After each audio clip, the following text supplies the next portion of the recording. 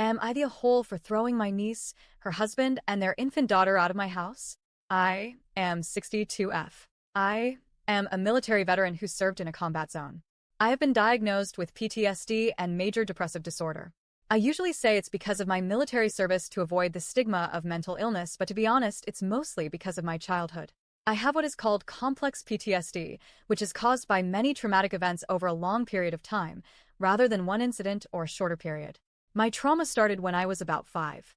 My mother divorced my father and married a psychiatrist. She didn't know at the time that he was a paranoid schizophrenic. Needless to say, I suffered greatly at his hands, mostly emotional abuse, but some physical abuse also. My mother died in 2022. She was my rock. I kind of mentally fell off a cliff and gained a reputation in my family of not being able to take care of myself adequately, which is, to be honest, is true. Basically, the trash in my bedroom was waist-high, and the rest of the house was also a mess. My brother took all my pets away from me and took them to the shelter. The family, they live in a city about 80 miles away, came up and helped me clean my house. In order to try to help me with my mental health, it was recommended that my pregnant niece and her husband move in with me. I agreed. My niece and I are extremely close and have had a lifelong love for each other that can't be overstated. I have no children of my own, mostly due to my lifelong battles with mental illness. Despite being mentally ill, I had a very successful military career and also had a high-paying job in civilian life. I became disabled in 2009. I receive SSDI and a pension from my former government job. As a result, I'm a homeowner. I live in a senior complex. Adults are allowed to live with me with no explanation, so having my niece and her husband here is no problem. The problem is that when she moved in, she was pregnant.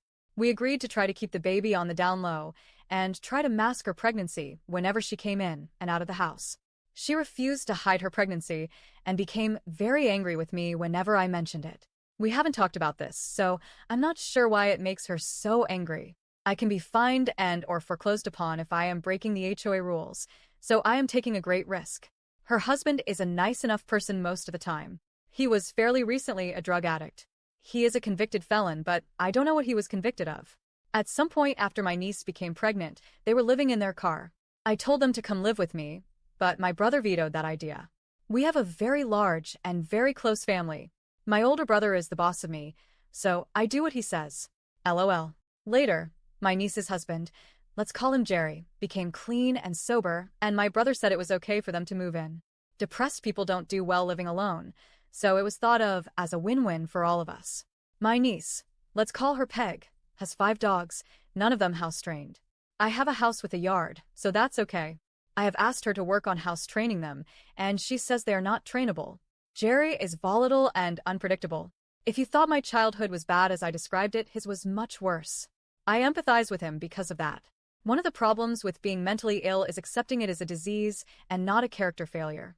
I've been depressed to a greater or lesser extent most of my life. Despite this, I was a very highly regarded employee in all the places I worked. So I feel I am a pale shadow of the fairly functional and highly successful person I used to be. Plus, I am dealing with aging.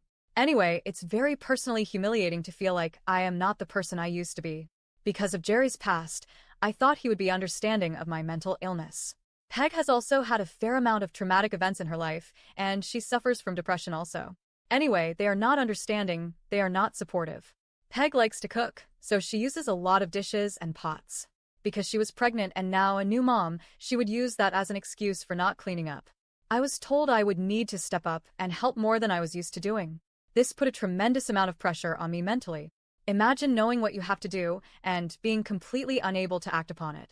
That's depression. Anyway, it came to a head, as I knew it would from before the time they moved in. I failed to meet their expectations as to keeping the house clean, including the floors. I have all tile and laminate, but I had 5 dogs and 6 puppies peeing and pooping on my floors. They accused me of blowing them off, being lazy, etc. By the way, lazy is the worst thing you can call a depressed person. It wasn't that they were upset with me for the amount of housework I was doing, it was the way it was communicated to me by Jerry. He absolutely exploded on me and screamed in my face. I have to admit I didn't react that well to that treatment in my own home, so a fair amount of FUs came out of my mouth. He capped it off with calling me crazy lady. I gave them a 30-day notice to leave my house that day. My brother negotiated a reconciliation between us, and we made up. I told them they could stay, but I was filled with a feeling of dread. To explain a bit more, my stepfather was mentally ill, and it was like living on the slopes of a volcano. You never knew when or why he would choose to explode. He was paranoid, so most of his explosions were because of his delusions and not rational, so could not be predicted. After suffering this type of childhood trauma from the age of 5 to 17, I was not happy about living with another volcano in my house. I desperately tried to help with the house, knowing that one day it wouldn't be good enough, and he would explode again. In the meantime, Jerry's father died, which was traumatic to him, and Peg gave birth to an absolutely gorgeous baby girl. Peg's mom came to stay with her 2 dogs, who are also not house-trained. Some of the puppies were adopted, but now I have 10 incontinent dogs in my house. Peg's mom, who I am perfectly friendly with, broke her shoulder in a parking lot mishap when Peg was in the hospital giving birth, so she can't help with the housework. I had spent the last 2 days working my ass off, doing dishes and cleaning the floors. I actually hurt myself. I worked so hard on the floors. I had been soaking the last of the dishes in the sinks in the kitchen when I fell asleep. Apparently, that is a mortal sin because they need a clean sink to wash their infants' bottles. So Jerry blew up at me and screamed in my face again. When I started crying, he called me crazy lady again. Now keep in mind, since that incident I have been only cleaning up after myself and not doing their dishes for them. Both sinks are currently full of dirty dishes and have been that way for about a week. Anyway, I said they had to leave. After living in a traumatic situation for basically my entire childhood, I refused to live like that again. Being pressured to clean up after them, their dogs, and myself under the threat of an imminent screaming match is having a very negative effect on my mental health. The last time I was under this kind of pressure, I ended up in the mental hospital. Since then, tensions have subsided. I am much more relaxed because I am refusing to clean up after them and their dogs. Jerry has cleaned the floor and corralled the dogs in a pen near the sliding glass door so they can go into the yard. Something he should have done long ago. The dogs have also destroyed the drip irrigation system in the backyard and chewed through my vacuum cord. I've spoken to them and told them I refuse to be screamed at, lectured to, and humiliated in my own home. I am an adult woman, albeit with many flaws. They seem to think I should want them to stay because I can't take care of myself.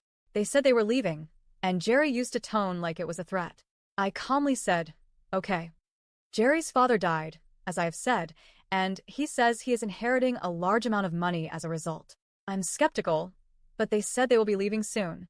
If his dad is so rich, why were they living in their car? Anyway, am I the a-hole for kicking Jerry, Peg, and their infant out of my house?